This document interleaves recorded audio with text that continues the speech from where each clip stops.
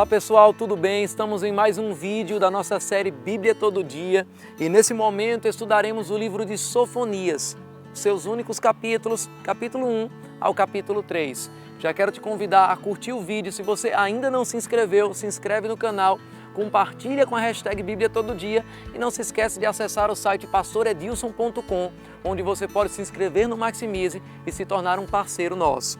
Sofonias foi um profeta de Judá que ministrou também durante o reinado de Josias e era um parente distante de Josias, pois também pertencia à linhagem de Ezequias. Era contemporâneo de Jeremias e Naum e escreveu o seu livro pouco tempo antes do cativeiro da Babilônia. Para lembrar um pouco do contexto onde esse livro estava sendo escrito, a Assíria havia tomado o reino de Israel, o reino do norte, há uns 100 anos atrás, mais ou menos, e os reis anteriores a Josias, nos seus dias, Amon e Manassés, pagavam altos tributos aos assírios para impedir que eles fizessem uma invasão também a Judá. Mas essa aliança com os assírios não foi apenas política e econômica. A Bíblia mostra que as religiões dos assírios, as adorações aos astros, a outras divindades, se tornaram populares no meio de Judá. Foi o rei Josias, como veremos posteriormente, quem reencontrou o livro da lei do Senhor e começou uma grande reforma religiosa, um verdadeiro avivamento na liderança em Judá, que ainda estudaremos. Ao mesmo tempo, durante o reinado de Josias, a força da Assíria estava diminuindo aos poucos, até que no ano de 612 a.C., a Assíria foi dominada pelos babilônios. Esses fatos somados deram a Judá uma certa estabilidade material por algum tempo. A Bíblia vai mostrar que o povo, porém, estava tão envolvido nas tradições idólatras que mesmo com as reformas que Josias fez, eles não se voltaram inteiramente ao Senhor e eles continuavam adorando os outros deuses que haviam sido misturados entre eles.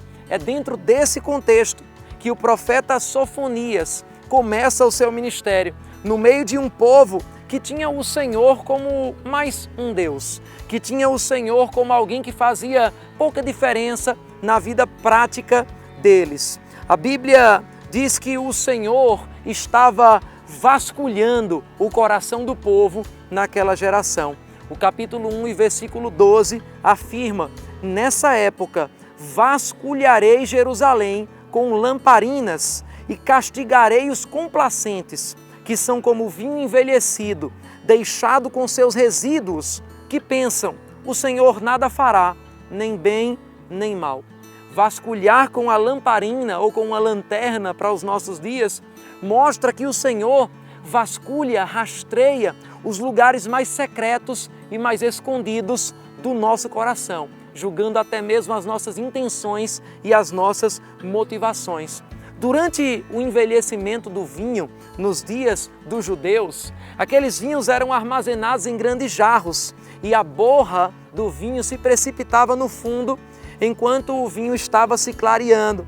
A separação da borra, através de uma filtração, deixava um vinho mais claro e limpo para poder envelhecer, para poder maturar ainda mais. Mas a comparação que o profeta faz nesse versículo é que o povo estava envelhecendo e se conformando com essa borra que ficava, com esse caráter deformado, com conceitos velhos. Não estavam sendo filtrados pelo processo de clareamento, pelo processo de purificação. Estavam, em outras palavras, como diz o versículo, complacentes. Achavam que não fazia diferença. A expressão "o Senhor não faz nem bem nem mal", na linguagem de hoje seria como dizer tanto faz, nem cheira nem fede, é indiferente. Mas a Bíblia mostra e o profeta também nos convida para sermos como um vinho maduro, para sermos claros, para sermos puros, para deixarmos o Senhor vasculhar as nossas vidas e nos filtrar da forma adequada. Deixar o Senhor mudar aquilo que é necessário. Você não pode se acomodar no lugar onde você está hoje. O capítulo 1 de Sofonias vai mostrar o julgamento que viria sobre Jerusalém, tão severo que os versículos 2 e 3 parecem a descrição reversa da criação em Gênesis, trazendo uma grande desordem para a cidade de Jerusalém.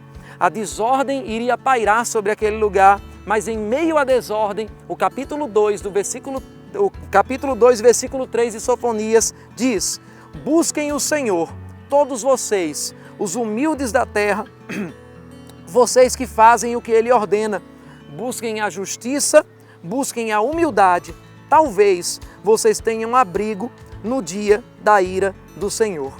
Não importa o momento, a Bíblia mostra aqui que sempre vai haver livramento e proteção para os humildes e arrependidos. Ainda no capítulo 2, ele declara como todas as nações ao redor seriam derrubadas. E sabemos hoje que foi a Babilônia quem executou essa profecia de Sofonias. Finalmente, no capítulo 3, ele declara que Jerusalém, como as outras nações, não escaparia desse juízo. Ele diz: ai da cidade rebelde, impura e opressora, não ouve a ninguém e não aceita a correção, não confia no Senhor e não se aproxima do seu Deus. No versículo 5 do capítulo 3 ele diz: no meio dela está o Senhor, que é justo e jamais comete injustiça. A cada manhã ele ministra a sua justiça e a cada novo dia ele não falha, mas o injusto não se envergonha da sua injustiça. Mas a Bíblia mostra que mesmo em meio a esse juízo, haveria uma restauração futura. Ele deixaria no meio da cidade, como diz o versículo 12, os mansos e humildes que iriam se refugiar no nome do Senhor. O livro termina com uma promessa que o cativeiro da Babilônia, que estava prestes a acontecer poucos anos depois da morte de Sofonias, um dia também iria acabar. Ele diz no versículo 20, naquele tempo eu ajuntarei vocês, naquele tempo os trarei para casa, eu lhes darei honra e louvor entre todos os povos da terra, quando eu restaurar a sua sorte diante dos seus próprios olhos, diz o Senhor. Mas as palavras proféticas de Sofonias falam muito além do evento histórico passado, do cativeiro da Babilônia e do seu regresso, porque o profeta anuncia um futuro que ainda não aconteceu, onde ele diz no versículo 9, então purificarei os lábios dos povos, para que todos eles invoquem o nome do Senhor e o sirvam de comum acordo. Os meus e os seus lábios fazem parte desse povo, pois nós decidimos voluntariamente, de livre e espontânea vontade, adorar ao nosso Senhor Jesus Cristo. Deixe os seus comentários e até o próximo vídeo, onde falaremos do livro de Abacuque.